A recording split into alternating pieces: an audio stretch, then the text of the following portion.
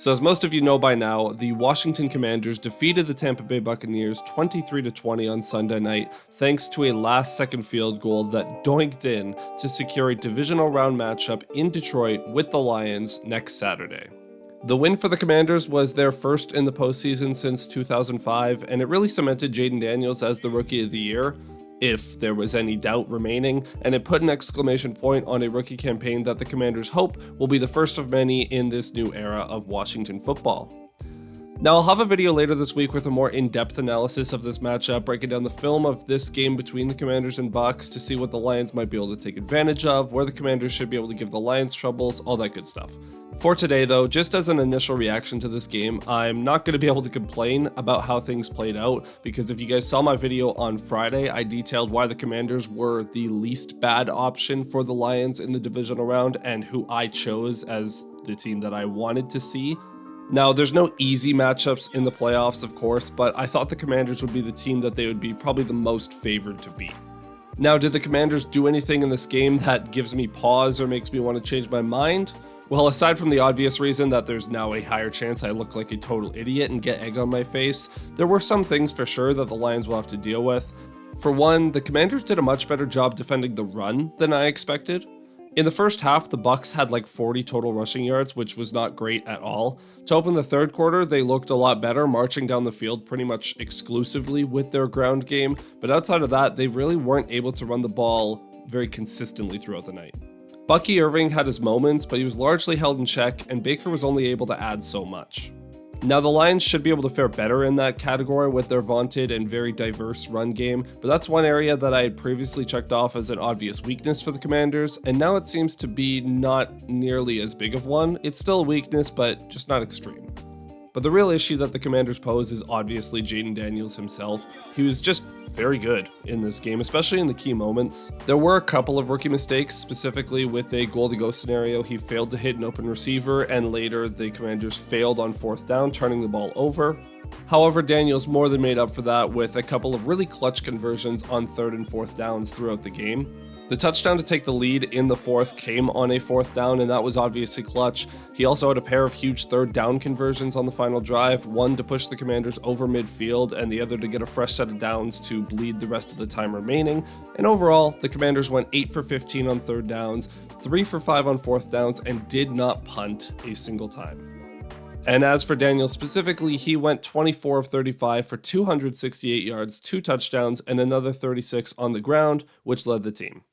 So it's going to be really interesting to see how the Lions try and contain him. Aaron Glenn has been rather hit or miss defending against mobile quarterbacks over the years, so this is going to be a really big test, especially with the Eagles likely around the corner in the NFC Championship if the Lions are to get there, and the big three guys in the AFC being Josh Allen, Lamar Jackson, and Patrick Mahomes are also quite mobile as well. So the Lions coaching staff and their defense as a whole, they've got to develop a pretty good game plan to deal with mobile quarterbacks in these playoffs. Now, on to things that are a little bit more encouraging for the Lions. The Commanders really struggled to run the ball throughout this game. Like, Jayden Daniels had a great game, and he had to have a great game because the ground game was doing nothing. On the whole, they only had 82 rushing yards as a team, which isn't great, and the runs from their running backs generated even less.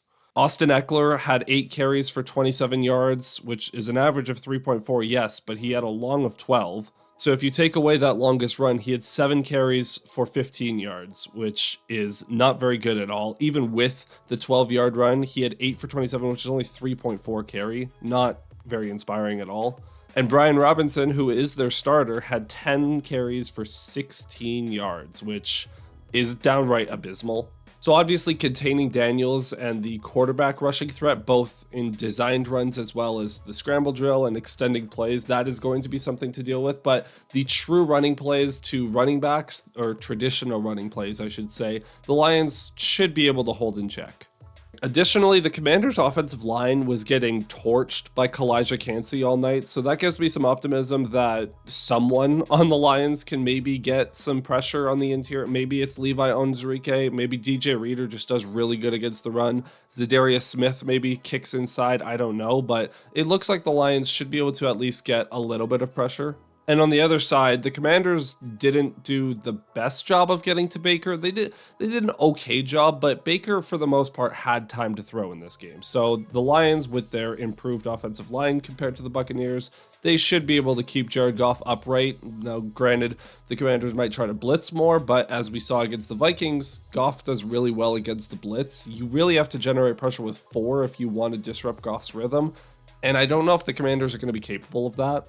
Now, the final stat line for Baker in this game, he finishes with only 185 yards passing, but he was 15 of 18, and he had 2 touchdowns. Like, he played really well. Obviously, they had a fumble, but this comes down to the Commanders just had the ball a lot more, it felt like, and the Bucs were, when they were able to drive down the field, they were running the ball more, and Baker just didn't really have to throw it as much, so that kind of explains why the passing yards are so down in this game compared to what you might expect and compared to what Baker has done this season.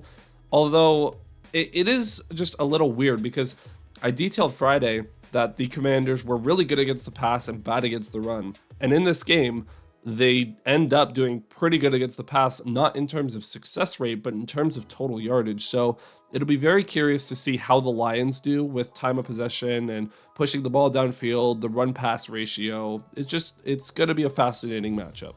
So I'm recording this on Sunday night, just a couple hours after the conclusion of Commanders Bucs. And as of now, the opening line for Saturday's game is Lions at minus 8.5 points. That feels rather generous. I know the Lions are a very good team, but playoff games are rarely multi-score blowout type games. I know this weekend slate hasn't exactly been that competitive aside from the Washington and Tampa Bay game, but I would expect this to be a lot closer than the spread indicates.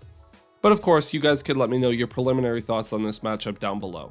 So that's going to be it for this one. Again, just a quick reaction video. I'll be back later in the week with a more in-depth breakdown. So until then, thank you for watching. Make sure to hit that like button and subscribe so you don't miss any future uploads. And I'll see you guys next time. Cheers.